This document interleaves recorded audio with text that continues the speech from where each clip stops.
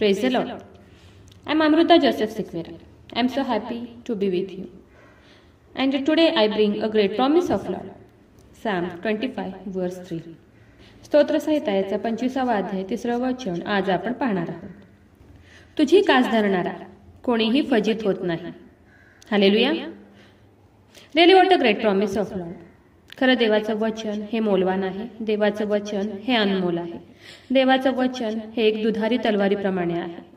आणि ज्यावेळेस आपण वचनाची ही दुधारी तलवार खूप विश्वासाने जेव्हा हातात घेतो तेव्हा आपल्या लाईफमधील प्रत्येक बॉन्डेजेस, अडखळण, अपयश, संकट, प्रॉब्लेम्स आपोआप गळून पडतात. का? कारण देवाचं वचन हे दुधारी तलवारीपेक्षा तीक्ष्ण आहे. वचन काय सांगते की त्याची आस धरणारा कोणीही फजित होत नाही.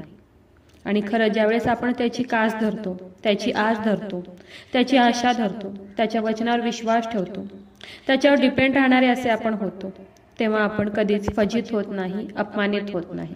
कारण आपण जिवंत देवाची आस धरली आहे, कास धरली आहे. देवाचं वचन हे कार्य करतच, देवाचं वचन हे वर्क करतच. पण बायबल काय सांगते की तुमच्यामध्ये मोहरीच्या दाण्या एवढा विश्वास पाहिजे, फेथ पाहिजे, म्हणजे प्रत्येक गोष्ट शक्य होईल. इम्पॉसिबल थिंग्स पॉसिबल होतील. पण आपल्यामध्ये विश्वास असणं खूप इम्पॉर्टंट आहे, महत्वाचं आहे. आपण हन्नाच्या लाईफमध्ये पाहतो की हन्ना निराश होती, नाराज होती, सारखं ती रडत होती.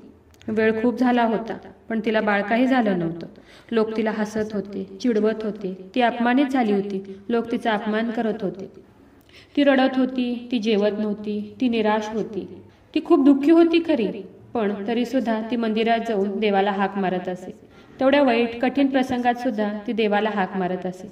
ती तुटलेली होती खरी, पण देवाची आस मात्र तिने धरली होती. देवाची कास मात्र तिने सोडली नव्हती. आणि वचन काय सांगते की त्याची कास धरणारा कोणीही फजित होत नाही. खरंच जो देवाची आस धरतो, देवाची कास धरतो, त्याचं मुख कधीही काळवंडत नाही. देव त्याला कधीही लज्जित आणि फजित करत नाही. आज तुम्हीही तुमच्या लाईफमध्ये जर नाराज असाल, निराश असाल, अपमानित झाला असाल, एखाद्या गोष्टीला खूप वेळ लागला असेल, जर तुमच्याही डोळ्यात हन्नाप्रमाणे पाणी असेल, लोक तुम्हालाही चिडवत असतील, अपमानित करत असतील, पण आज तुम्ही हन्नाप्रमाणे विश्वासाने देवाची आस धरली, कास धरली, त्याच्यावर विश्वास ठेवला, तर विश्वास ठेवा की तुम्ही कधीही फजित होणार नाही, तुम्ही कधीही लज्जित होणार नाही. ज्याप्रमाणे हन्ना आनंदित झाली, आशीर्वादित झाली, त्याचप्रमाणे देवही तुम्हाला आनंदित करील, आशीर्वादित करील, उंच करेल. पण तुम्ही नाराज होऊ नका, निराश होऊ नका, तर हन्नाप्रमाणे विश्वासामध्ये राहा.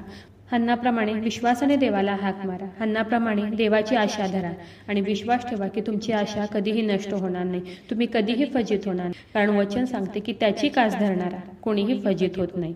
तुम्ही विश्वास ठेवा की तुम्ही कधीही फजित होणार नाही. तर चला देवाच्या वचनावर विश्वास ठेवूया, त्याच्या वचनाला क्लेम करूया. नक्कीच या वचनाद्वारे देव तुम्हाला खूप खूप आशीर्वादित करू. खूप जणांना देवाच्या ह्या जिवंत वचनाची गरज आहे. खूप जणांपर्यंत तुम्ही देवाचं हे जिवंत वचन शेअर करा. देव तुम्हाला खूप खूप आशीर्वादित करू. शाल वी प्रे.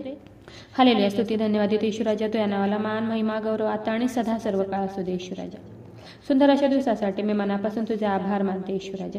सुंदर असं गोड प्रॉमिस प्रभू येशू बाप्पा, सुंदर अशा सकाळच्या वेळेस तू आम्हाला दिले उपकार मानते येशू राजा. हो दे बाप्पा, तुझं वचन सांगते की तुझी कास धरणारा कोणीही फजित होत नाही. हो येशू राजा, जेवढ्याने तुझ्या वचनावर विश्वास ठेवलाय प्रभू येशू बाप्पा, आणि ज्याने तुझी कास धरली आहे प्रभू येशू बाप्पा, ज्याने तुझी आस धरली आहे प्रभू येशू बाप्पा, ज्याने तुझी आशा धरली आहे प्रभू येशू बाप्पा, त्यांना लज्जित आणि फजित होऊ देऊ नको. तर हन्नाप्रमाणे आनंदित कर, उंच कर, आशीर्वादित कर प्रभू येशू. हो ईश्वराजा, माझा विश्वास आहे ईश्वराजा की तू माझी प्रार्थना ऐकलेली.